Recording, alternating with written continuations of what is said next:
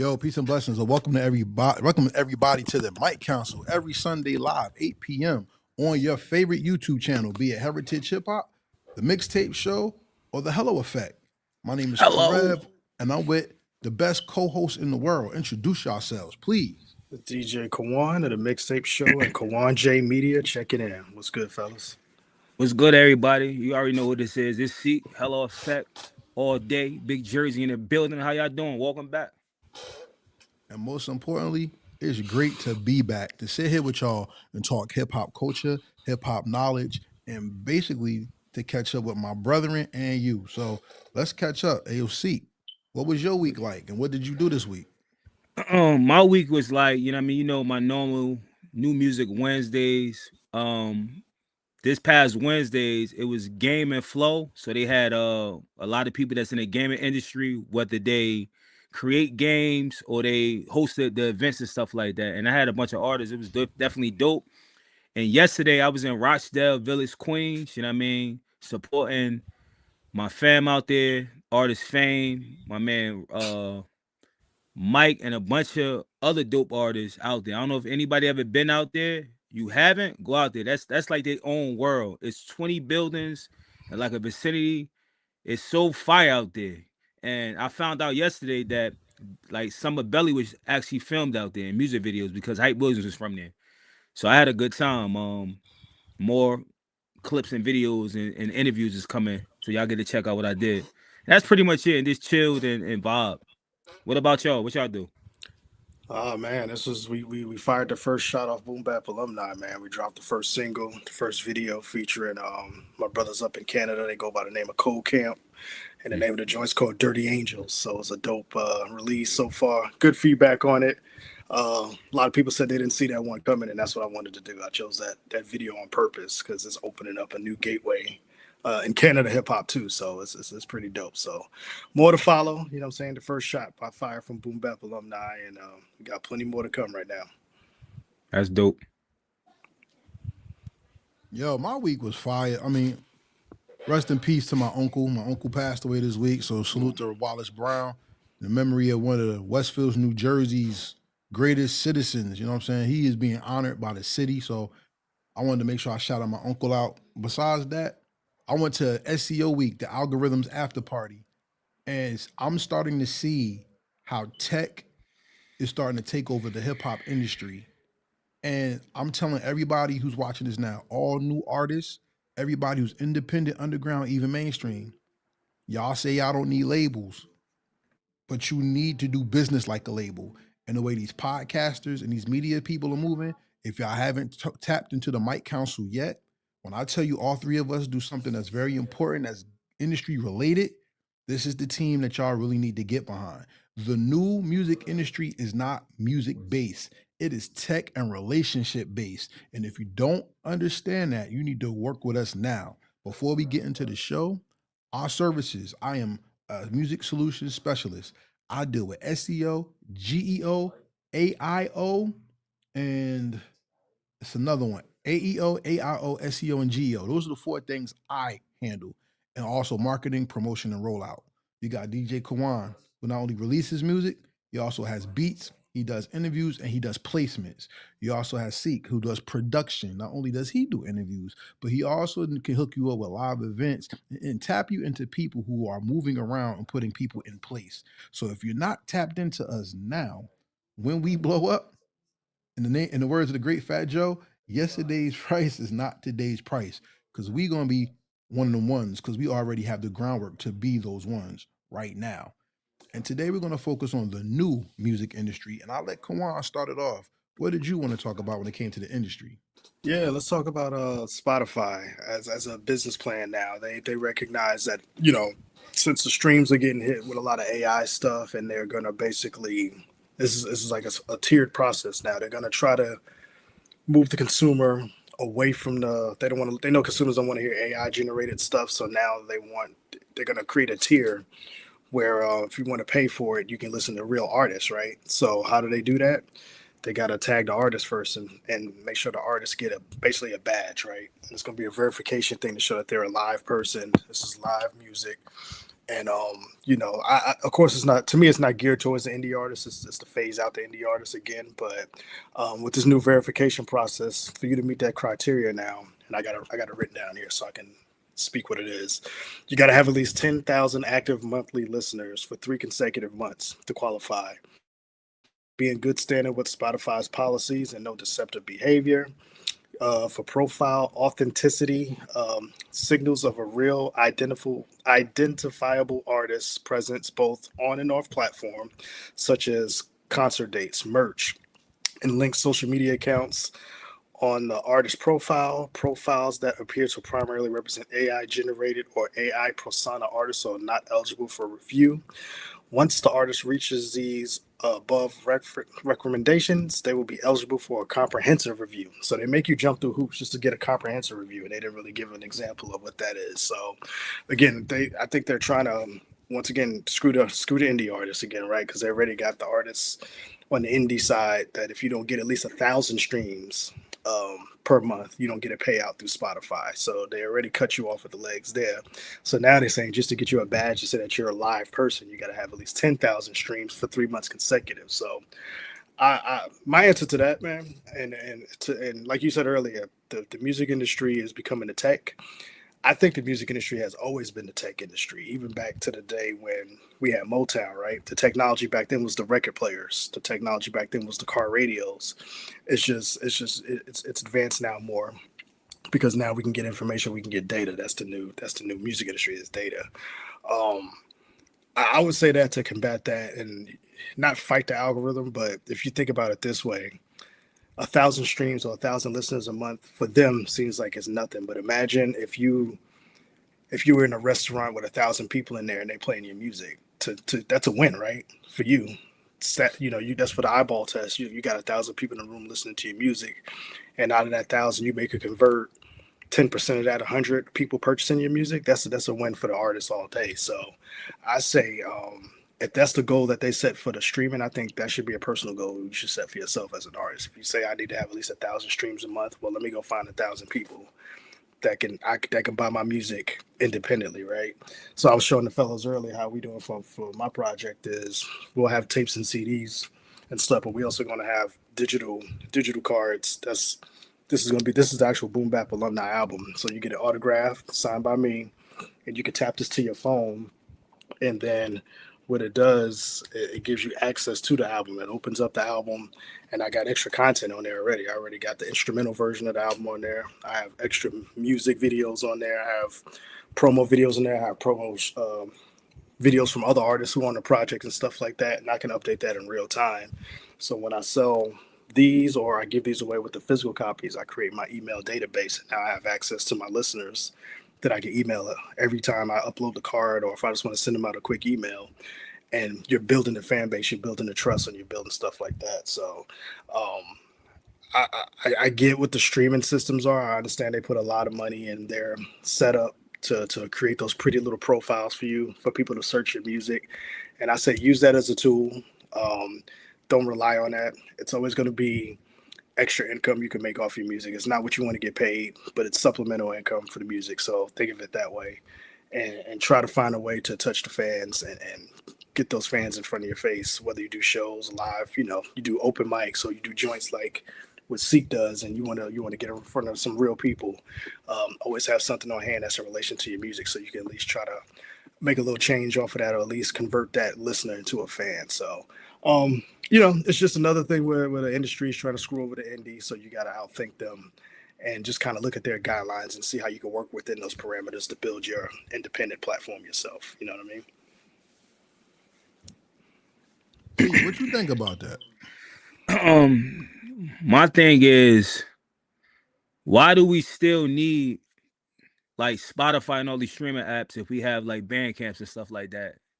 Because to me, I really don't think we need it, especially if you already got a fan base. If you already got a fan base, you just got to do what they did back in the day when they selling them shits out of their trunk. Like, you understand what I'm saying? Because we don't even know if these streams is real. We still not gonna ever know, especially if they're controlling it. You know what I mean? Because we didn't know about that shit from the beginning until these bigger artists came out and said that shit. So Me personally, I don't even own Spotify, and I don't got Apple no more. You know what I mean? Because why I'm gonna pay a monthly thing and I could go to YouTube and get the free music. Like you understand what I'm saying? My Bluetooth in my car, I could go whoever album. I could put whoever album in it that's got this shit on YouTube, mainstream or not mainstream, and you can create a playlist and you can play the whole shit consistently. Like I mean, back and forth or whatever. So I feel like fuck Spotify, fuck all these big things. Everybody need to just get back to making a website and see what you doing. Do that. I know it's hard in a sense because a lot of people lazy and they got comfortable with having these things. Like, I just got to upload my shit everywhere. Nah, they getting it. Y'all getting it bad into the stick. You know what I mean? So y'all got to, if y'all want to really make some money, get around real people. Touch these people. Make them feel your music. You know what I mean? If you make great music, the people will let you know either it's good or bad. If it's bad, that's constructive criticism. Go back to the drawing boards, you know what I mean, and get back to it. That's what pretty much I got to say about when it comes to like all these streaming and shit like that, because nobody's getting money. It's too many fucking music and artists to really focus on. I really can't. Every other day, somebody dropping a project. Like, you understand what I'm saying? And you don't, Karev don't, I don't. A lot of people don't have too much time to really listen to somebody full project because nobody dropping EPs. They dropping like LPs, like double disc and shit like that with music video and shit like that. So, I mean, that's all I got, Karev. Yeah, I'm actually and what I'm doing, my plan, one of my plans is I'm not going to put the whole album on streaming. I'm just going to put the release singles and videos because I treat the streaming like a playlist because that's all it is, right? Like you just said, I can go in there, I can create a playlist of my favorite joints. So every time I release one of the videos or the singles from the album, I'll just throw that on the streams. But if you want the full album, you got to come to me through the website, or we partner with Mad Good Records if you want the physicals and download it on their Bandcamp. But that's nope, they're never going to get the whole album from me again on streaming. It's just going to be singles, and that's about it from on my stuff. When I work with artists, whatever they want to do, that's them. But when it comes to my stuff, it's just going to be the singles from here on out. It's not going to be the full album. Nah, that's tough. I will say this to y'all. Shout out to our sister T Quest. Salute T Quest from the Almighty Fleet DJ family. Salute to you. Shout out to Drums Rugged. Drums Rugged is in the building. Shout out to Candid House Photo. Salute to the sis. We up in here. Thank y'all for joining us. Make sure you hit the like button and subscribe. But I want to say this, yo. Tech is definitely part of the game, and it's smart that you're showing that because if y'all haven't noticed, Spotify is doing that to crack down on AI, but look what Tidal's doing to Spotify. Spotify is giving independent artists the ability to load their album straight into Tidal without the middleman and getting paid for it. Because if your song gets featured, you get $1,000 from Tidal straight up. So Kawon, if Boom Bap Alumni, one of them singles really is, you know which one I think you should do. But if you want to put a song up there and it really catches and it goes on Tidal, they're paying artists direct from themselves to upload directly on them, like you would directly upload on SoundCloud and everything. My thing is this though. This is the Nipsey conversation about Bitcoin and things like that, and using it to highlight your career and access to your music to a whole nother demographic, which is the tech world. Everything is tech. Video games, phones, we got cell phones, tablets, computers, earpods, translator apps. Everything's app related. And the new music industry is definitely geared towards having this in your hand and using it for more than putting it on your ear and looking at ass and titties all day. This is really your tool to not only be seen, heard, but to also learn what the game is. So Kawon, you want to say something more about that? I saw you on mute. What you want to say? Yeah, no, you definitely want to look into the tech. You don't want to run from it, but you want to use it to your advantage. Like you don't have to do what everybody else is doing with it. Find your niche with it and how you can freak it and run with it, man. Like think about Ryan Leslie. He utilized social media to be one of the first independent artists to kind of build his own thing where he was going Facts. you know what I'm saying? So yeah, definitely look at social media and look at tech and how it benefits you and kind of what sticks with you. Like I've always grown up as a collector. I've always loved to buy music and purchase music, and that's seems like that's the type of people that I attract when it comes to making music. So I'm gonna stay within that lane, and I'm gonna just find different ways with technology how we can enhance that experience. You know what I mean? Where somebody's like, "Oh snap, I never thought about that," or "Oh man, that's pretty fly how they did that." So that's what I'm always trying to look for. Nah, that's fine that you speak on Ryan Leslie because I seen something a while ago where he started doing direct to consumer.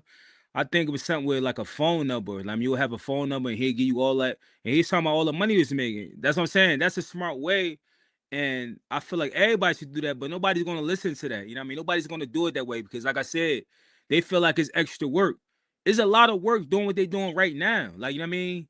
But these indie artists out here, they don't want to spend no money. That's the thing. That's the realistic part of it. They don't want to spend no money nowhere. They'd rather try to hop on somebody platform or somebody radio station for free. That's why I feel like anybody that's serious about their stuff, like us and other people, you got to start charging these artists at the end of the day. You know what I mean? Because it's an investment. You know what I mean? If you're serious about what you do, it all goes down. You need marketing dollars, you need promotion dollars. And no matter the bigger you get, the more money you're gonna need. That's what they don't understand. Because you got to pay more people to be seen like that. So Ryan Leslie was smart at what he's doing.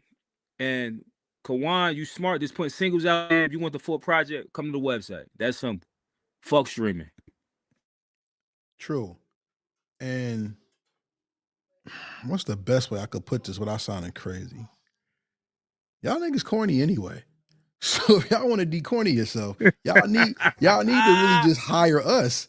Because if it's too much work, come get help. All jokes aside though, listen, I'm gonna ask y'all a question because Kawan, you are in your artist producer lane. Seek, you are an artist and a podcaster. I'm gonna ask y'all one question. I'm gonna ask to see if y'all can answer this for me. What's an A-ref? A ref. Yeah, and it's not a nigga that wears a zebra shirt. No, I don't saying something with a reference, right? Is that what the ref stands for? REF? Nope. All right. That's a term. If you're in the industry, you know, and if you're in tech, you definitely know how important the A-ref is. So, ladies and gentlemen, when I say I do what I do proficiently, and this man has cards and albums coming out and seeks out with the movers and shakers, I'm telling you, we only gonna talk but for so long. There's gonna be a time when you're gonna want to catch us, and we're not gonna be available. Yeah, It's coming. I already hit you fellas. It's like, yo, when the album Yeah, I'm drops, gonna be. I get together. Hell yeah. Let's do this. Let's do this. Let's work. Coming, y'all. It's coming. Look, I'm unavailable right now. I'm just being real transparent. Like I'm unavailable. Like I got so much shit like that I gotta take care of because somebody always see come here. And I'm doing other shit. So I'm unavailable. So if anybody that's watching want to do business with me, holla at me. You know what I mean? All that free shit, to be honest with you, that shit out the window for me, like preferably. You know what I mean? The things that I do that's considered free is not really free because that person, I'm collabing with that person. So we both going to benefit off of it. You know what I mean? If you bring something like that to the table, that's different. But see, can I do this? It's a charge for me to sit down and interview with you. Because this is something for real. This ain't me just a hobby. Nah, this is business. That's all I gotta say on that. After going to the SEO week, right? Salute to Icon, the Mike King, and his team, and seeing that he's an artist that went into tech, became a millionaire, throws concerts, and owns a venue, and does tech for Fortune 500 companies with retainers of about $1,500 to $5,000 a month just to have them walk in the building and look at their stuff and say, all right, do this, and then leave. That Smart. goes to show you where the industry is going. And you know what? I'm gonna tell y'all something transparently. A long time ago, I had a dream that I was sitting at the table with Dame Dash, Diddy, 50, like people, and it was like we was all together and we was talking business. All I'm going to say is, I don't know I'm not trying to do nothing crazy to get there, but that's a seat of power with men of knowledge and men of a certain know-how that knows how to run this industry. If the industry has been given into tech, why do you think the artists stay behind in knowing that if times are changing, they don't change with it? What do you think? That's a loaded question because so let's talk about artists who kind of are in the hustle, right? Not the hobbyists, right? I would say for those type of artists, I think when they sniff a little bit of success, they kind of get stuck there because they think that's what got them there, and they don't want to open up and they don't want to think about other ways to get to that next level, right? You get comfortable, basically. You get comfortable, and you feel like my way is the right way. You know what I mean? But when I see OGs like one of my favorite DJs is Jazzy Jeff, right? He openly loves technology and he wants to mess with the new stuff so he can see what he can do with it because he already has the foundation and the basics down, right? So how can I freak what I got and make it better? I think we kind of got to have that mentality as people in our realm in our industry, as content creators, as musicians, as whatever. We always got to look at what's out there and look for the next big thing. I learned that through work. Like in my job, we always have this phrase, and we always looking for the next big thing, no matter what it is, so we can enhance the business. And you got to have that mindset. You got to look at what's the next big thing that can enhance my business. Don't worry about what the industry is doing like that. You see what the industry is bringing into it, and you say, how can I use that to do what I do, right? So I think artists, you kind of gotta pay attention to what's going on around you. Take the things that made you successful, but always leave that space open for those blind spots you may have missed, so you can add on to that. Because after you keep dropping music different ways, and you keep adding on to what made you successful, then that overnight success is going to look different for you. You know what I'm saying? You're gonna know that you hustled for years to get to that point, but for the average person, it's going to look like an overnight success because you've been perfecting it with each release. You know what I mean? So you got to have that open mind. You always got to be open minded in this industry. You mind repeating the question?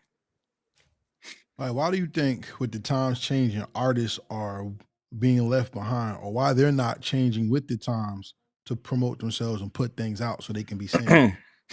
I don't want to sound like a broken record, but it's laziness, yo. I can't put that past it because, and then another thing is too, artists believe the popular opinion, like, and I mean that by if it's a noticeable figure in the industry, they saying it, they do it, or if they not, they ain't. I be seeing a lot of artists that I deal with, like, you know what I mean, like, damn, like, cause that person said it, that don't mean it's right to be in the comments, like, nah, you really gotta look at what's going on, and if you want to be ahead of the curve, you got to react quick. But some people is just slow, and some people don't take their music serious as the next. Like, you understand what I'm saying? They just do it for a hobby. They ain't looking at it as a business mind, because in the back of their mind, they thinking somebody coming to save them. Everybody still got that old way of thinking, like they're gonna get signed to a label. And it's not happening like that. Like, and I trying to keep explaining that shit. Ain't nobody coming to the hood like they did and found Nas and whoever they found. Nah, you gotta really get a team. It's so many artists out here, and it's so many people just like me and you, all of us that does things. If we all could come together with somebody that's willing to invest, then you can start seeing results. Like, you understand what I'm saying? So that's the problem. Everybody wants something for free, a handout. They don't want to pay Karev. They don't want Karev to help them. Now, Karev, let me help him. You know what I mean? Then you do them one favor and they don't invest, then you say no to the next one, then they hate you. So that's what it is to me. Like, that's what I see. Artists are lazy. They always want handouts. You know what I mean? They never want to invest in themselves. They feel like, why? Because I got the talent. I can find any talent out there right now. It's so many people with talent. Nothing special about you got to put yourself out there. How can the world know you if you all fall in it? That's like finding where's Waldo, in a sense. Like, yo, that's it. I don't want to get mad. I'm good. Hey, let me tell y'all something. Let's break this down because those are new artists we're talking about. What about these veteran artists? Check this out. And I want to bring something up to y'all. I really want y'all to know. The Michael Jackson movie came out, right? If you've paid attention to the algorithms, the Jackson 5 videos are popping. Michael Jackson's videos are popping. I seen Randy, Jermaine, the Victory Tour, Reby, Janet, anybody with a Jackson last name for that family, all their stuff is flooding. Now, let me tell you how technology works, ladies and gentlemen. Seek said nobody's coming to the hood. Well, the hood is the internet. It's all, y'all, we're all connected now. So if you have something and you can have something pop of yours, that's when you start promoting things to go this way, that way, this way, that way. And everybody comes back to the main focus, which is the movie, which brings them back out to you. Mm-hmm. And if a new artist is competing with other, well, legacy artists like Michael Jackson and Jacksons, if they're competing with them, you have to have a digital footprint or a tech footprint or tech ID to let people know that you exist so that you can be heard and you can be experienced. Because music right now is dead. You have to sell the experience, not the music. The music is the highlight of the experience. So that's why we see the need for people to tap in to making everything relevant instead of making everything accessible. Mm-hmm. Because just because you out there don't mean everybody want it. A bad example, there's always somebody out there that's extra sexually active that people don't want to sleep with. It's there, but you don't want to touch it. That's how music's become. It's out there so much that I get to it when I want to, and I'm not excited to get to it. But if you give me something along with the music, now I'm peaked because that video and that interview will make me want to listen to you. That's why we do this. Or that video, that shot will highlight what you have out. That's why I want to watch it. It's very interesting to see that now the industry, if y'all haven't paid attention, the music video has come back into prominence. When everybody just did it with their phone, it's not like that now. It's really something. And if you don't put your music video out a certain way with certain wording, it doesn't get picked up by certain music outlets. So now what you're seeing is, and the Michael Jackson movie was perfect because Mike ain't released a new song in years. Mm-hmm. But that soundtrack and the best of Michael Jackson went crazy. And now the Jackson's Victory album is hot right now, where people are running the video for Torture, Girl, I Want Your Body. Randy Jackson, ladies and gentlemen. Isn't Randy the one who got shot in the ass by Tina Turner because he was beating up a hoe or something? But not for real. Like, think about I never heard that story. Now I gotta do some research. Wow. But think about that. That's crazy. Those things are coming back out. And then now that people are saying, well, Janet's not in the movie, now people are looking and streaming Scream, and they want to know what's up with Janet and all this stuff. So this is a fair warning to everybody who doesn't understand. If the new music industry is this, you can release your music, but if you don't have the team, the tech, and the savvy to do it a certain way, not only are you going to be one of those artists that are never mentioned or seen, you're just going to be a click away from not ever being noticed at all. So when Heritage Hip-Hop says we're more than music, we introduce you to your future favorite artists today while celebrating hip-hop culture, and we say the Mic Council is culturally driven with no skips, we are now the Mic Council. We help independent artists be recognized, seen, and heard, and not forgotten. Think about that. Yo, I'm done with that. Shout out to the Tri-Borough Gigolo who jumped in. Peace, God. Nice to talk to my mans. MJ's music is timeless, but not Randy, my brother. People are streaming Randy Jackson right now. You know, a big is a wave. You know what I mean? Like, they do that shit. That's like when somebody passed away. Like, especially if an artist you didn't know. Oh, who's this person? You know what I mean? Just like that that dude that allegedly killed that minor. What's his name? David. Yeah, who the fuck was he before that? Nobody, and he's nobody today. Fuck him. He's nobody today, but he's somebody in the sense of society because I'm pretty sure his streamers, because you know how people do, his streamers probably went up because they searching who the fuck this is. Oh, let me hear his music. They pulled so the they can put their opinion on it. Yeah, the streamers pop pulled. Yeah, they pulled. Oh, they did? Okay. Yeah. And check this out. Okay. He's not more popping than Randy Jackson. My nigga Randy Jackson. Yeah, I saw your body. I think I saw like that TMZ shit. That TMZ clip where they asked him about his hair. Why should he be looking like that? Who? Randy Jackson. Oh God. See? Randy out here, y'all. No, hold on. Was that Randy? Hold on, my bad. That wasn't Randy. Was that Jermaine? You talking about Jermaine? It's probably Jermaine. Probably Jermaine. Jermaine. My bad. It was Jermaine. Yeah. That's the dude that got the slick hair. Who looked like the afro. He looked like the scarecrow from the Wiz movie. He said the afro come out like this. Oh, he said Hold on. Tri-Borough Gigolo said Marlon. See, I don't even know the nigga name, but he popping right now. I saw them promoting old Facts of Life clips when I guess Jermaine was on there, and it was showing. So like you said, the algorithm, anything Jackson's is popping up now. My man, I'm looking up videos on YouTube to study my tech stuff, and damn Torture came up, and Jermaine Jackson do what you do, and I was like, what the fuck is going on here? That the Let him Jacksons eat. is flooding it right Shit, now. let him eat. Let him We gonna, eat. we gonna get Centipede and all those classics Yes, soon, right? Reby Jackson is back. This is out here again. Yo, it's crazy right now. Don't forget about LaToya. I don't know nothing about LaToya except for Nah, she be out. She be out saying hello and doing little interviews and stuff like that. LaToya wrote a book. It's full of lies. LaToya, I don't know nothing about LaToya. Except for that Playboy issue she was in, right? That was like the big thing for her. She did Playboy? Yeah, I think she did Playboy for like around that time. It was like Glad a big I deal. missed it. Glad I missed it. I'm so good on LaToya. But yo, where this born, the Jacksons is popping. And that just goes to show y'all the new music industry is not about what song you have out. It's about what can you put out to make people watch you to learn about your song. That's a fact. It's Facts. all about experiences, ladies and gentlemen. Disneyland sells experiences and you buy the fucking mouse ears.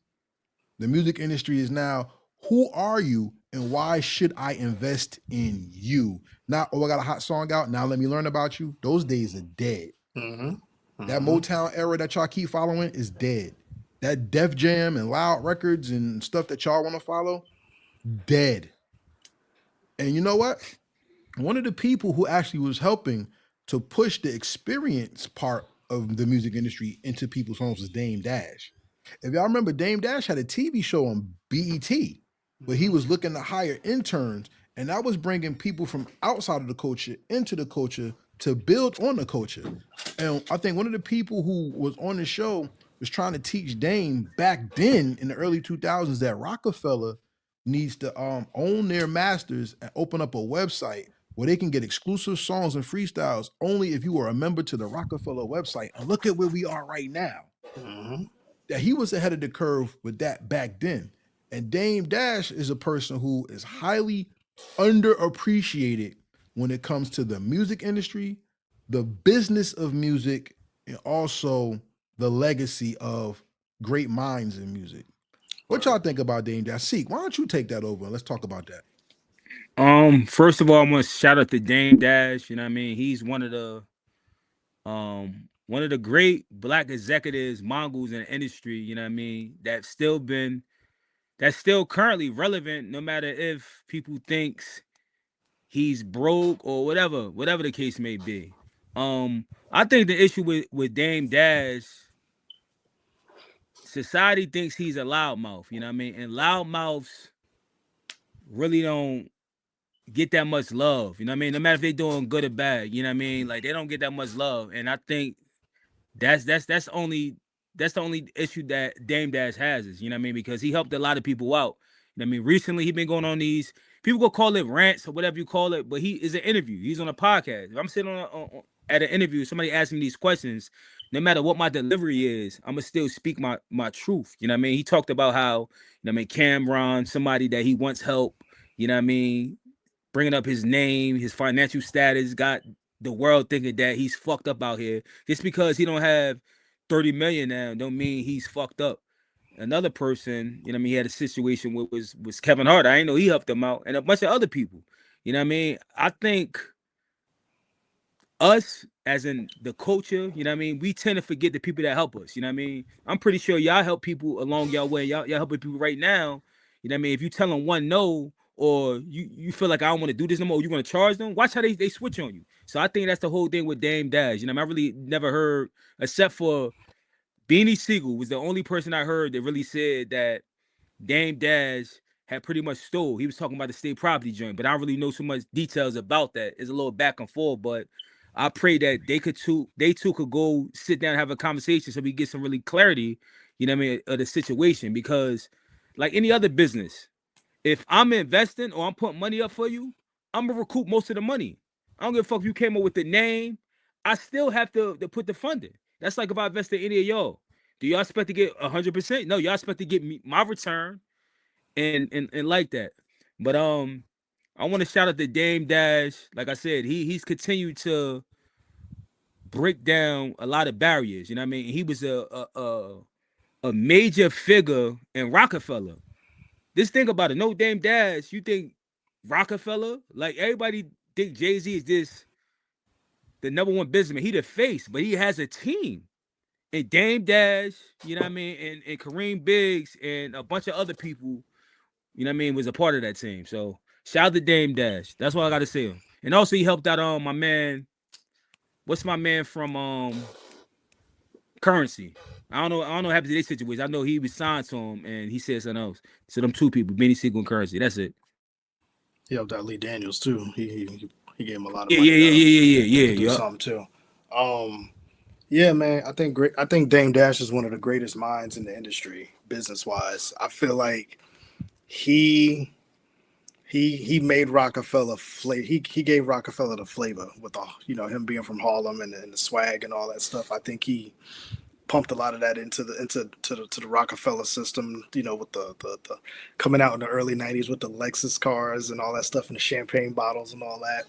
Um, like you said, I think with him being the way he is personality wise, he turned off a lot of people. But for him, that was his like when you're in the wild with the lions and stuff, and the lions roar loud to let you know that I'm not one to play with.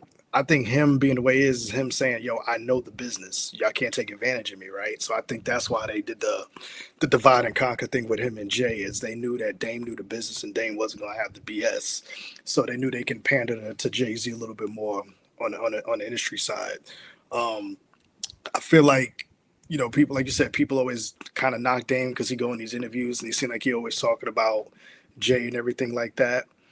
Um, I honestly think, man, the brother's just hurt, man. Think about it. Think about it. When you start something with somebody and y'all did all these great things for the industry and y'all made a name for yourself and you built something from nothing to something, man, where everybody was screaming Rockefeller, throwing up the rock sign and all that, and all of a sudden it gets ended that way, kind of shady. Like he hurt. Like that's what that is, bro.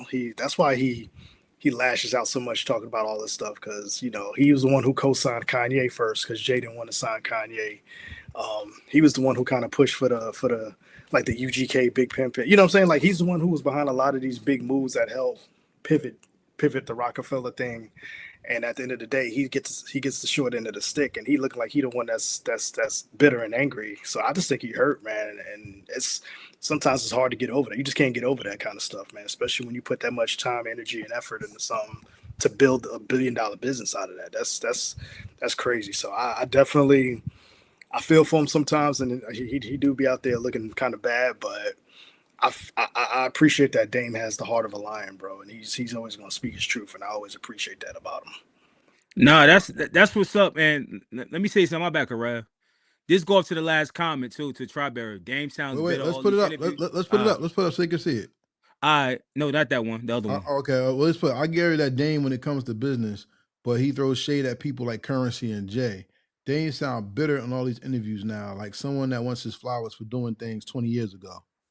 I pretty much Kawon. You know what I mean, you pretty much. I'm gonna piggyback what you said. You know what I mean, he's hurt, and at the end of the day, when a person, woman, and man speak their truth, that's their truth. They're allowed to speak their truth. I'm in front of the world, and a lot of these secrets and a lot of these things that you name, Kawon, people probably don't know. You know what I mean? So they got to bring awareness to that. Look what I did, and I am upset.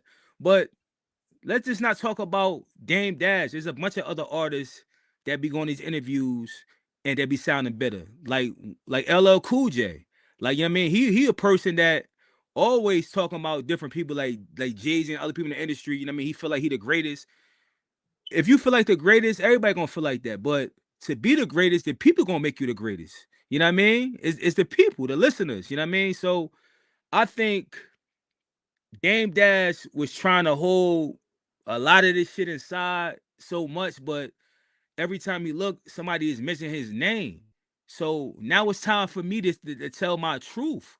Like, you understand what I'm saying? And I'm interested, really. That's why I pray I get a chance to interview him, because I want to ask this question. Like, what would it be if Dame Dash wasn't over there, right?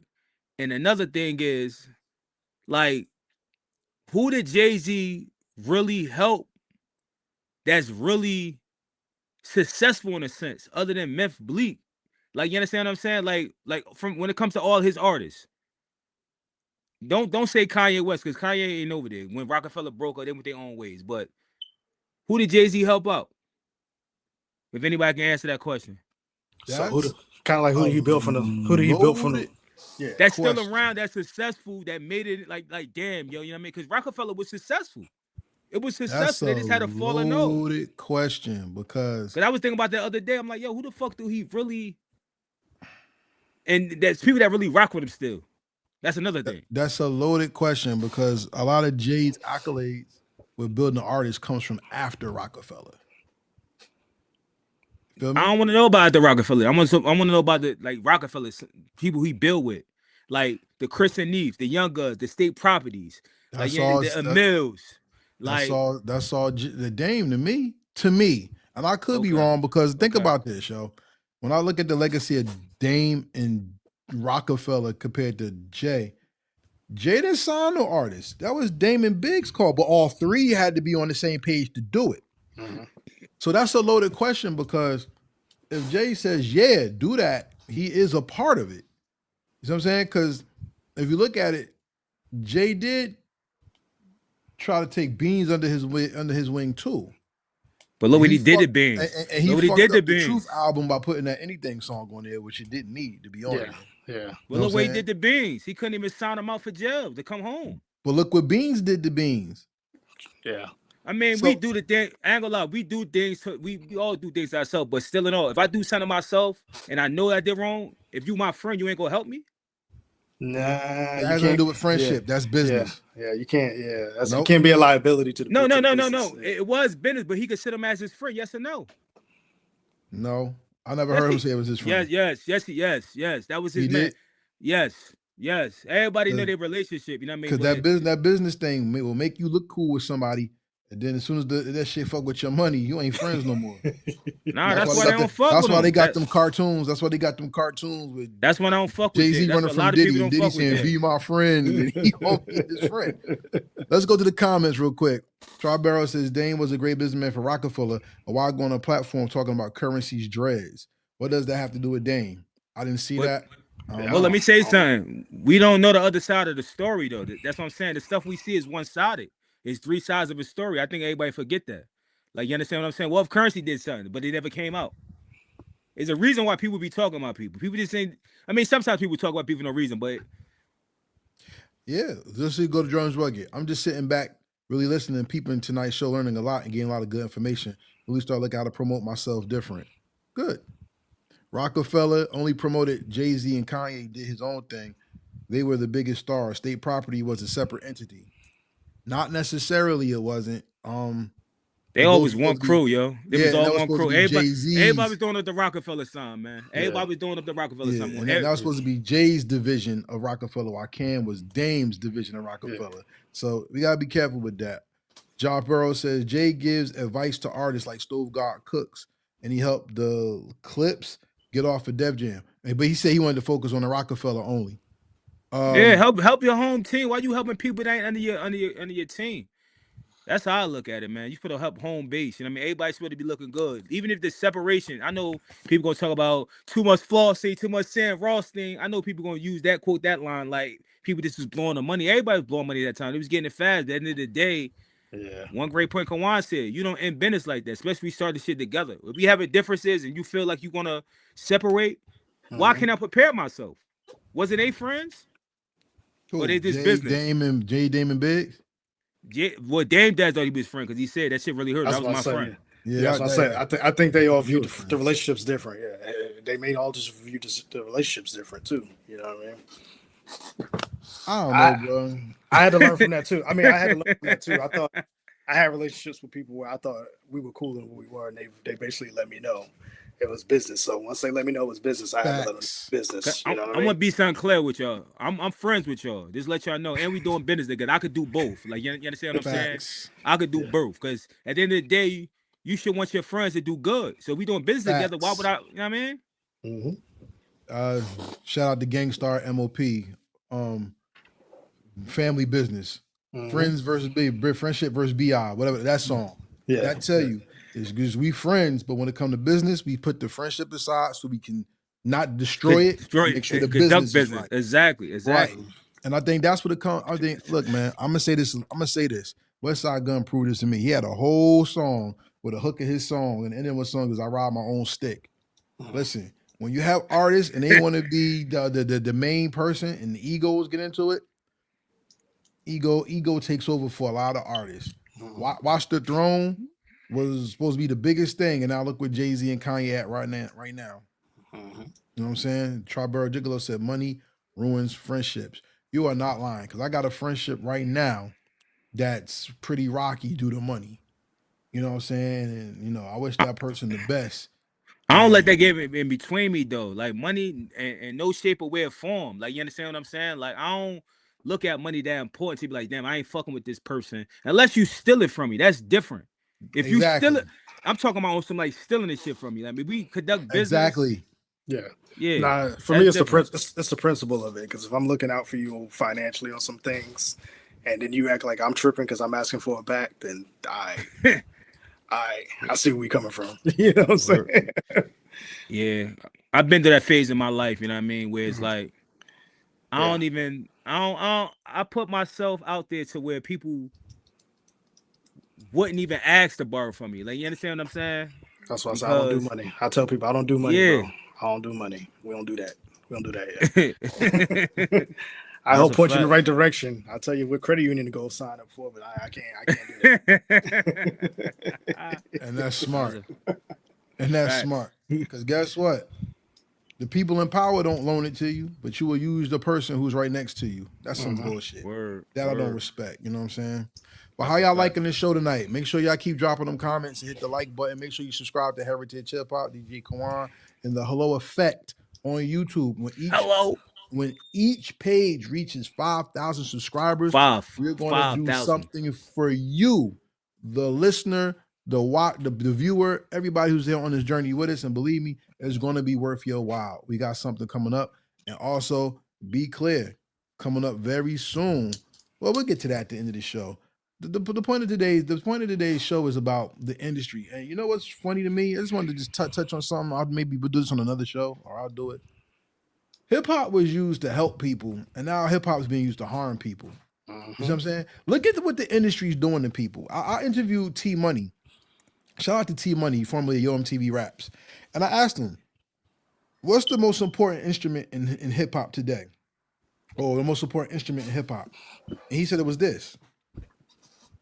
He said, because if we had camera phones back in the day and we could show y'all what happened on tour, you wouldn't even know. And today that we live in the age of knowledge, and now we got AI, everything's at your hand, at your fingertips, and people are not asking the right questions. You got people on Twitter right now asking, who is this? Showing pictures of Rose Monroe, Victoria Cakes, and Jada Fire.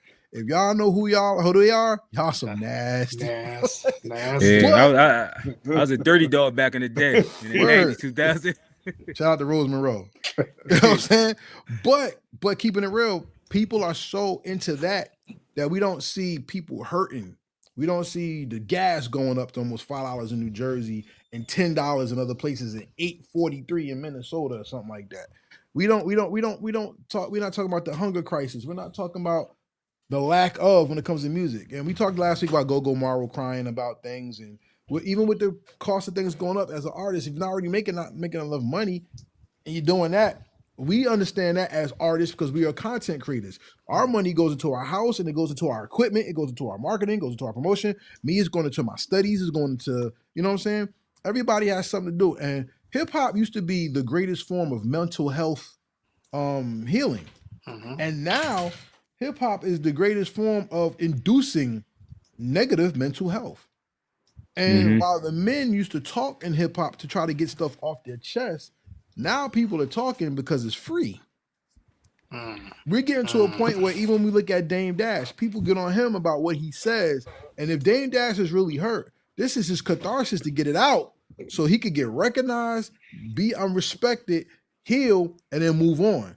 And because people don't let him heal, look at where he's at. Because every interview he said, why y'all keep asking me about Jay? Ask Jay about Jay. Why you asking me? Why you keep asking me about Leor? Leor did, and y'all side with him. Why y'all asking me? It seems like people are so dumbfounded and stuck on the negatives that it's like hip hop is not healing. And now that, like I said, people are stuck in that bad mental space, the world is changing and going towards tech, but you still in your feelings, sitting there doing nothing. I think we're in a very interesting place now because with technology going to where it is, mental health going what it is, especially after COVID and people being shut down, locked in, and now we see the financial institutions going crazy. I think for real, if we would really have a world crisis, I think people would literally bug out and the music couldn't help people heal because people are not tapped into what healing is and what pain they're actually going through. That's all I wanted to say. Y'all can add on to that if y'all want, or we could just start getting ready to Nah, they're gonna continue to ask Dame about Jay-Z because Jay-Z ain't gonna address none of that shit. So like they just trying to get clicks. You already know how this media shit work, yo. Like you understand what I'm saying? Like they looking for rage bait, you know what I mean? Some shit they put up there because like certain keywords get picked up on the algorithm. You know what I mean? Dame Dash talk about Jay-Z. So that shit is gonna go crazy numbers. That's what they do that shit. You know what I mean? But yeah, you're right. It's no healing because we at a point where negativity drives up views, you know what I mean? And views turn into dollars. So people trying to find the most craziest fucking content to put out there. That's like when it comes to music. Like, you know what I mean? The sound was like, yo, I had to be the most gangsterous person. So I'm gonna try to think of the most gangster shit to say. That's how I feel like that drill shit came to birth. Like, you know what I mean? Because it's crash out music at the end of the day. So if I say to paint a picture to what people gonna believe, like, y'all go to the block, I shooting everybody and stop it. That shit's gonna drive. You know what I mean? Plus, the corporation gonna feed dollars in that shit. Everybody wanna hear that shit. Yeah, Chief Keef was Chief Keef was the poster child for it, and then they ran with it. That's a fact. You know what I mean? Yeah, man. It's like you said, the people that do make music that can heal don't get the love, they don't get the appreciation, so they push that to the back. But what's not funny about that, but what's ironic about that is I don't know if you guys heard here in Texas, they just executed a brother for a crime that was done here, actually in the city I live in Garland. Apparently, some people lost their life in their early 2000s, mid 2000s. They ran up in the studio and shot like the engineer, killed them, and some other people. And the brother that they executed wrote a song about it. But I heard about that. He apparently he had nothing to do with it. He just knew. I think his cousin was the one who did it, so his cousin told him about it, and he just wrote the record about it. So they used his lyrics against him in court, and that's how they convicted him, is based off of that. Even though they didn't have any DNA and that kind of stuff. So like Karev said, they're using hip hop as a tool against you now, even if it's supposed to be freedom of speech. But there were 12 people in that jury that felt like that was him telling what happened, and it's going on to this day now where they're trying to use a lot of these artists' music against them. So it's kind of like you putting that negative energy out there. That's kind of going to follow you. You know what I'm saying? It's going to definitely follow you. Now that's a fact, because at the end of the day, rules though. You know what I mean? These young kids need real OGs. You know what I mean? Because if you did do something, why you telling? Like, you supposed to take that shit to the grave. That's how I was brought up. You know what I mean? And I'm raising my sons like that. You know what I mean? Like, first of all, we're gonna go down the straight path. We're gonna resort to the crash out button if we're trying to defend ourselves. Like, you understand what I'm saying? And if you do music, of course, it's freedom of speech to express yourself, but I'm not out here doing shit that's gonna get me jammed the fuck up. You understand what I'm saying? Because just because it's a song or it's just entertainment, that's like if somebody do something, or I just doing it for content. No, motherfucker, this is the real world. You will get that shit would get used, they will put you away, you'll be another number and you'll be forgotten about. That is simple. And another thing, if you do a crime, Kawon, you tell me, I'm not making a song or telling no fucking body about it. Because I'm pretty sure when you tell somebody something, you're like, yo, no, this between me and you, this will happen. But niggas be quick to either tell a female, like, yo, look, Kawon, he said he did it. Fired up. I remember back in the day, I don't know Karev remember this one, when they used to say, gangster rap, right? And Eazy-E had the line where he was like, nobody calls Al Pacino a gangster actor. Why do they got to call us gangster rappers? Word. So, That's a fact. I remember that used to always be the thing, is when they used to call it gangster rap, and then NWA used to always be in the forefront of like, yo, we just telling stories, man. We ain't no gangster. You got to say that, you know what I mean? Or they're going to use that shit against you. Like, you understand what I'm saying? So, damn, that's crazy. Man, I'm putting up our feeds and our stuff online, and all I can say is, if y'all really not tapped into the show, look at what y'all missing, because on every other podcast, all they talking about is who got robbed, who got shot, who got this, or who got not, who got big old breasts, whose butt is fat, and they ain't talking the truth. So, ladies and gentlemen, it's been a pleasure to talk to y'all. Get in the comments. Go to All right, let's go to the Clarissa. comments. Yeah, Hold up, let's hip go to hop. Trap Barrel Gigolo. He said, great show tonight, as always. Make sure you subscribe and follow each page every Sunday at 8 p.m. We are here. And hopefully during football season, we will entertain y'all just as much as that football game, because we'll see what we're going to do. And shout out to Clarissa Tercios. Shout out to you. Sorry if I said your name wrong. Hip Let hop me respond to that. is going in the mainstream. Today's rap is trash. Want to respond to that? Yeah, let me respond to that real first. Like, I agree with that. You know what I mean? Like, mainstream rap is trash to me. I feel like that influence is gone. That's just my personal opinion. You know what I mean? Because back in the day, I used to line up to try to get the albums when they first come out. When they was dropping them just on Tuesday, I used to work for Target overnight. So when I used to get off that Monday going to the Tuesday, before the store opened, I was able to get my favorite albums. That's why I found out who Future was, because I used to get like gift cards for having the best performance. You know what I mean, that night, and I just spend my money on buying real albums. And I found out about Future, his Pluto, and I became a fan. But we talking about 2026. Indie is where it's at, you know what I mean? Because then they grind, you know what I mean? They got a platform, which is their platform, or any other platform that they want to go to, whether it's any us three, Heritage Hip-Hop, you know what I mean? The Mixtape Show, the Hello Effect. So fuck the mainstream. They already millionaires. Why continue to support some people that don't put shit back into hip hop or back in the community? So find you a dope artist from your city, from another city. And once again, you can refer to any of our 3 pages because we got what you need.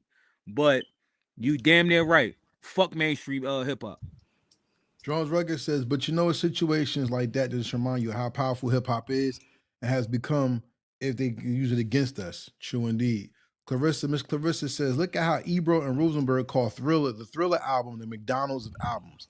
People who were in charge messed it all up.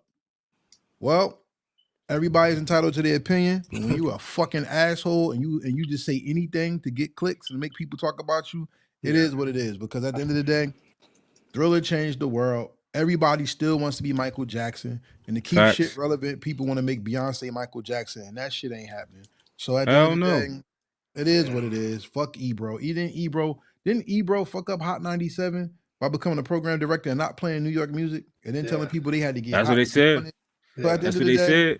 at the end of the day, fuck him. Thriller is a classic.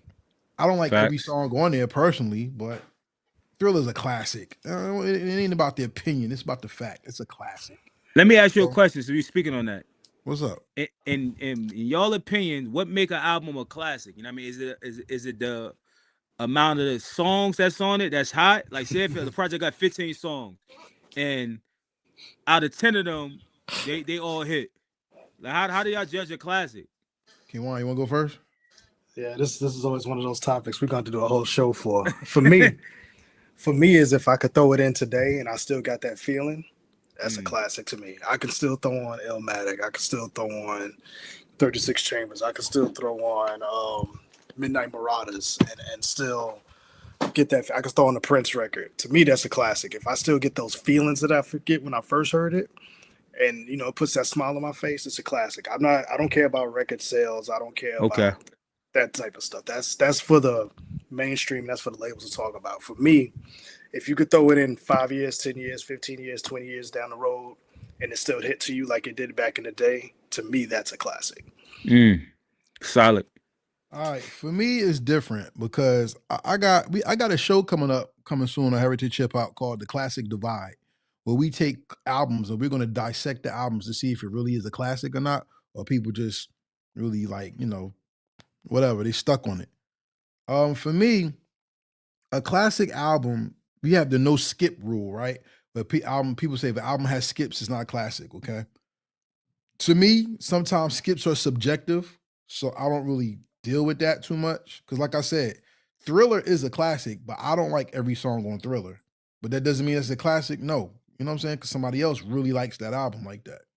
So for me, a album being a classic is it like a flag post in time?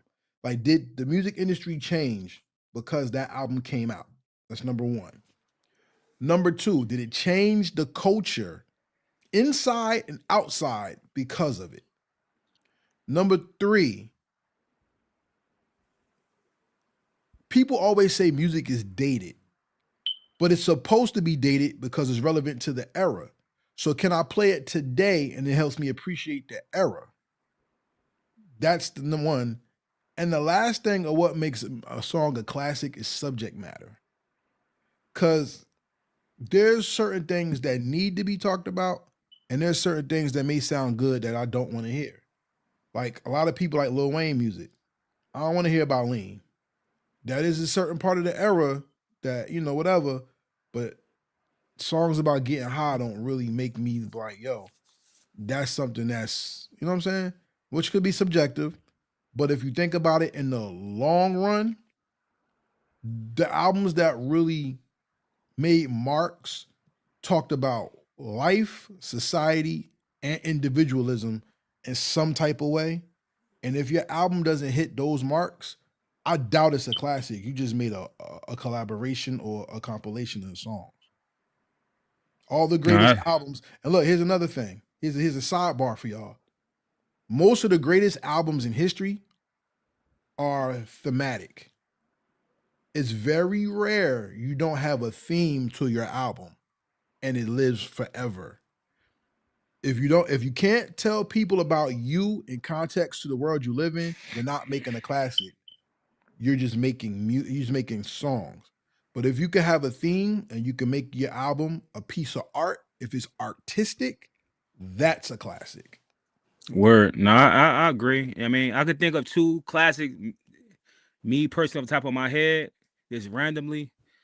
DMX, Dark as Hell is Hot. That's a classic for me. And Young Jeezy, Thug Motivation 101. You know what I mean? Them both, like Jeezy, that album for me at that time, I was going down south a lot, you know what I mean? You know, a lot of people from up north really wasn't on the south like that. You know what I mean? I catch on music a little bit early. And that shit was just that's I could still turn that shit on right now. You know what I mean? Working out, cleaning up, listen to the whole shit without no skips, yo. Both albums. Play them shits all through. Correct. What's your surprise one that you would call out that nobody would see coming? Classic album. A surprise classic? For you, that somebody, if you told them that, they'd be like, oh, I didn't think you would go there.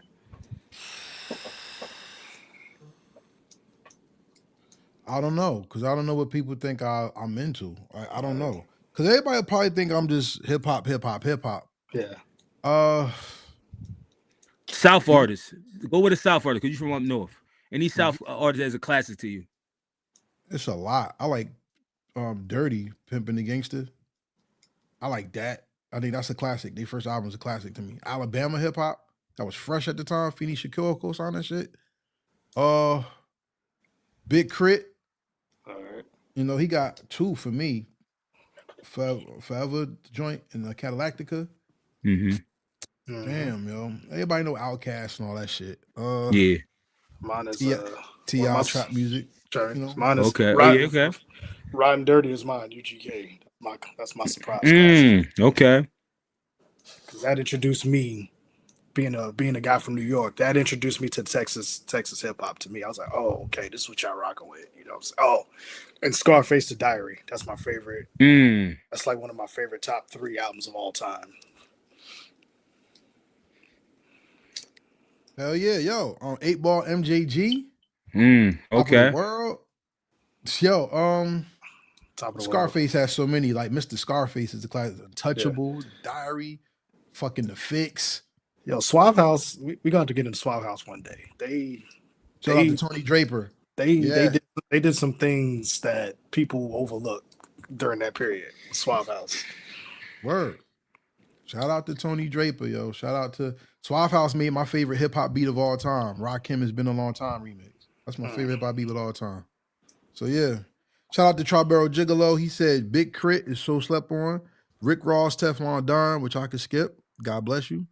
We got Nah. Clarissa.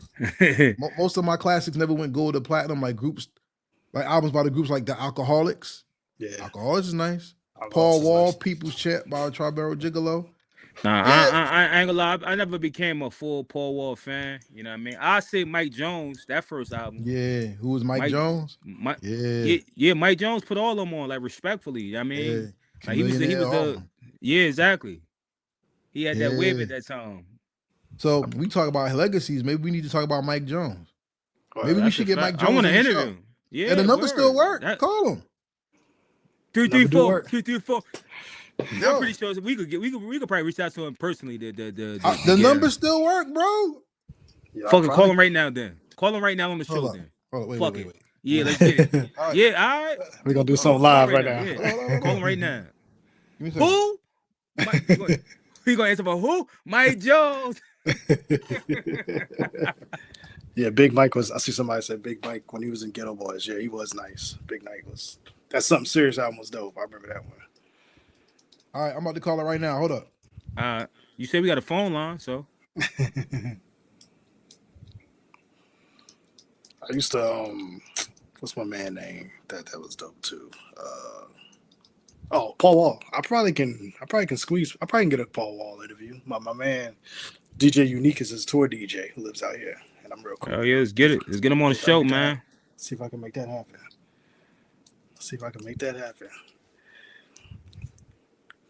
Yeah, I used to want to get Slim Thug until he started running his mouth and the way he think, his mindset. I don't agree with that shit. So I would never want to talk to him, especially his views on women. Like, you understand what I'm saying? Like, I don't like men who always want to kick down this any type of way. It don't even matter if they're good or bad, especially from shit you don't even know about. You just reading shit like us and want to put your opinion out there. Like, I don't like people like that. Yeah. What you got, Karev? It's disconnected. Jones lied. They said the number still works. So the number 281-330-8004. I called it. This is what I got. Hold up. It's ringing. Okay. I don't want to embarrass anybody. They pick up. It's not them. Let me just mute and make sure. There we go. We got a Mike Council exclusive. Oh, Mike Jones. See, this will make me mad. It says Jimmy Food Mart. Mike Jones sold out. Word, he had to sell that number. I called it. It got too hot. You know what I'm saying? But I called it. Shout out to Clarissa. She said Big Mike, ex-member of the Ghetto Boys, was nice. Mr. Peter Main. That's been talking about. Yeah, that's the man. Yeah. All the early Texas and Atlanta hip-hop albums were classics to me by Jones Rugged. Ghetto Boys, Gripping on That Other Level album is a classic. Shout out to New Jersey. Ready Red, Trenton, New Jersey. Mm-hmm. Carissa said, I love hearing Southern rappers on boom bap beats. That Southern accent sounds clean on those beats. All right, shout out to T.I. Kiss your ass goodbye. Number belongs to Mike Jones' grandchild. That's funny as shit. Yeah, Mike Jones, he said the number still work in the interview. So we called the 281, and guess what? Jimmy's Food Mart gonna call me back. Thinking we looking for a Jimmy in his Food Mart. We looking for Mike Jones. They're gonna hurry up and buy it. That's what they're gonna tell you. Ludacris Chicken and Beer. Classic? That's an interesting thing. I don't know. Yo, fuck it. Let's talk about Ludacris real quick before we get up out of here. Did you ever hear that shit back in the day? That song he had put a stole for somebody from North? Yeah, IOF. The song was that true? Yeah. I interviewed Mitty Murdoch. Y'all can watch my interview on Heritage Hip-Hop with Mitty Murdoch, and he tells you the story. Okay. Okay. IOF. It's only family. It's only family. Shout out to IOF. Hey. Yeah. I thought they was reaching. You know what I mean? When that first came out. I didn't know it was true. No, okay. And supposedly somebody paid off their lawyer, and their lawyer never showed up to court, and that's how I got thrown out, and Ludacris won. Nah, you gotta see Ludacris and smoke. It's smoke now when I see you. Straight up. He already got Bangladesh looking for him. When I move, you move. Just like that. Yeah. But everybody, thank you for watching the Mike Council this week. At the end of the day, make sure you hit the like button. Make sure you subscribe. And check out the show. And please share the show with other people who love music as you do. Because we're on the road to 5,000. We call it the road to 5K. With each one of our YouTube pages, Heritage Hip-Hop, DJ Kawon, and the Hello Effect reach 5,000 subscribers, we're all going to do something to say thank you to all of you for supporting us. And not only that, we are on the road. Uh-oh. Hold on, wait, y'all. Hey, hold on. On the Shout road to out to the 5,000. family that walk through and make mad noise. Shout out to the family that walk through and make mad noise when you try to do your show. They said 'Cause bleep at the your end of the show. day, Bleep your show. that was crazy. But shout out to everybody watching because the Heritage Hip Hop Awards is coming. August 29th, 2026, where we are going to highlight the best project of the year, the artist of the year, the Govmatic Award of the year. We're also going to talk some solo stuff. We're also going to highlight producers, the women out there, and with the Hello Effect and the Mixtape show on, we might actually do collabs of the year. We gonna make this show dope. You know what I'm saying? And we want y'all to look forward to it. So please, all artists, I'm putting this on here now. For the Heritage Hip Hop Awards, you have to submit to be a part of the show. We are taking submissions for Album of the Year, Collaboration of the Year. We're taking music videos and freestyle videos so that you could be a part of this show. And if you haven't seen the Heritage Hip Hop Awards before, check out on Heritage Hip Hop, the Heritage Hip Hop Awards for last year. You'll see it on there. You'll see it. And when you do, you know how we get down and how we celebrate the culture. And everybody that's commenting and a part of the show, we're going to celebrate y'all on this show as well. Like I said, your comments count.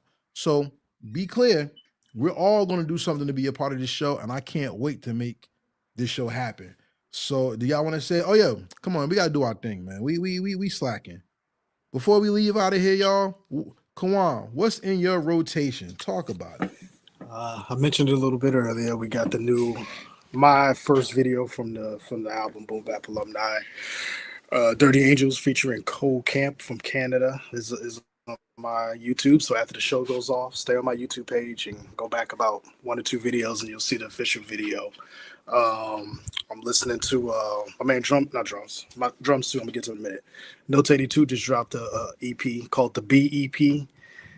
He's rhyming over some common beats from the B album, and if you hear the project, those beats sound like they were custom made for Notes. So shout out to Notes on recreating the B album and calling it the BEP. I got another brother from Boston named P-Ro. He just dropped a really dope, politically driven album called Parlor Tricks, as usual.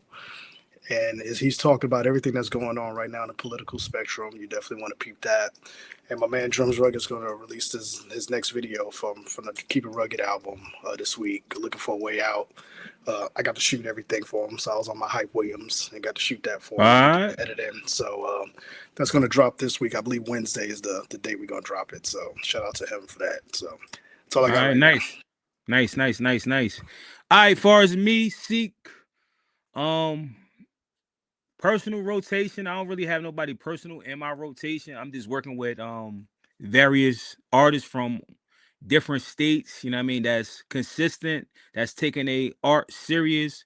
But I do want to highlight my man my brother from Southside Jamaica, Queens, that always show love and support. He showed back, and his whole family out there, Fame. You know what I mean? He just dropped a project recently. You could go on my page, on my IG, and see, you know what I mean, what we've been doing. We had the Rochdale Village Cypher Part 1. You know what I mean? It was a great turnout. Look for Part 2. Shout out to Amber Cheyenne. She's from, I believe, Tampa, Florida. She's a female artist, dope. You know what I mean? She got bars. You know what I mean? She's sexy. And anybody else that's just rocking with the Hello Effect movement, I mean, and watching as we build brick to brick this community, you know what I mean? And I also want to do shout out to Jersey, you know what I mean? Because a lot of people probably see my stuff and be like, damn, you don't really do stuff with Jersey. It ain't that I don't do stuff with Jersey. I don't do stuff with artists that like pretty much feel like you got to do something for them because they from where you from, or they feel like they have the talent and you need them more than they need you. You know what I mean? We need each other. It should be a collaboration. For anybody that has that type of mindset, I don't want to know business with you. I don't even want to speak to you. I don't want to do no services with you. But if you have the same like-minded like me and you want to see results, come tap in because I work hard. I wake up every day and do this shit. This is a part of my life. No matter if I'm getting paid yet for it, time is money. You know what I mean? If you don't respect my time, if you don't feel like I deserve to get paid, if you don't have in your mind like, yo, I'm investing in Seek because he's gonna invest in me, don't even hit me up. Don't even follow me. If you do follow me, unfucking follow me. Plain and simple. You know what I mean? But shout out to all the people, the indie, because that's what I'm rocking with. Fuck the mainstream. Y'all already billionaires and millionaires. Shout out to the indies that's grinding, that's investing in yourself, that's making dope projects, that's going to see producers, you know what I mean? Real producers. You know what I mean? That's going to see videographers. You know what I mean? That's going to see people that's going to help push, market, and brand your stuff. Salute to y'all. Much love and respect. All right, I got a bunch in my rotation this week. Shout out to the 17 Cypher, the Sound Scoundrels. I rock with that. Shout out to Fat Boy Sharif. He got the Crayon Project. Let me get the name of it so I could give it the right shout out. Shout out to D Bridges and the Purple Roses project. I'm listening to that. Shout out to like I said, Fat Boy Sharif, Crayola Circles with Child Actor. That's the producer. I'm messing with Fat Boy Sharif right now as well. D Bridges. Shout out to Freaka. He got a new song out, Mr. Big Shot. Check that. Boom Bap Alumni is sounding good. Shout out to Ace Wonder and Notes 82. Y'all don't know who Notes and Ace Wonder is? Check out Heritage Hip-Hop's past interviews. We's rocking. Off the record. We need Kawon. We need that off the record popping. We got to go sit down and talk about every track. So y'all can look forward to that too. You know what I'm saying? Shout out to Shaheem the Rugged Child. I think he had one of the best verses on that Jay Worthy album that just came out. You know what I'm saying? Y'all know, I don't know if y'all don't mess with Jay Worthy. He from the West Coast. He got a soundtrack, Once Upon a Time soundtrack that's out right now. Shaheem had one of the best verses on the album to me. And let's see if there's anything else I'm rocking with right now. Billy Dan's still in the rotation. Shout out to Billy Dan's. That album, The Answer, is one of the ones to me, yo. For this year, I ain't gonna say it's bona fide classic, whatever. When I say one of the ones, is one of them top albums this year that really is a statement album. You know what I'm saying? So shout out to them. And I'm looking forward to the Bad Seed Flip Wilson 2 with Shade Cobain. I heard one of the songs. Woo! Underground is definitely running it right now, and it's going to be even nicer. Trap Barrel Gigolo said Jay Worthy is the truth. He cool. Him and London Drugs, him and Sean House, they know how to put an album together. Really, they're not bad, yo. I'm keeping it real. I mean, the album's pretty good. So if y'all want to, check out some of that music, there we go. So, all right, yo, we all gonna get up out of here. We'll see y'all next week. Same time, same channels. Make sure y'all tap in. Tap in. Take Follow. Take us home. Hey, yo, listen, man. If you ain't followed, if you ain't subscribed to any of the channels, make sure y'all lock in, do it. If you got friends and family or anybody that's involved in music that want to see good content, want to hear good content, want to rock with like-minded people that's going to help push your career further, look no further. Right here, all three of us. Lock in. We all collectively do our own thing, but together is an unstoppable force. Like, respectfully, I ain't just talking my shit because we're about our shit. Go check out our page. Make sure y'all stay safe. Make sure y'all work on y'all mental health because it's crazy out here. Don't let what other people doing fucking cloud your mind and have you get you jammed up. Until we meet again, every Sunday is going down 8 p.m. live on all three of our channels on YouTube. If you want to be a guest in the future, make sure you email us or DM us. If you got a project you want us to listen to, review, if you want to do business with us, reach out. We here for y'all. Have a good night. Peace, and we out. Thank you, and good night. We are Heritage Hip-Hop.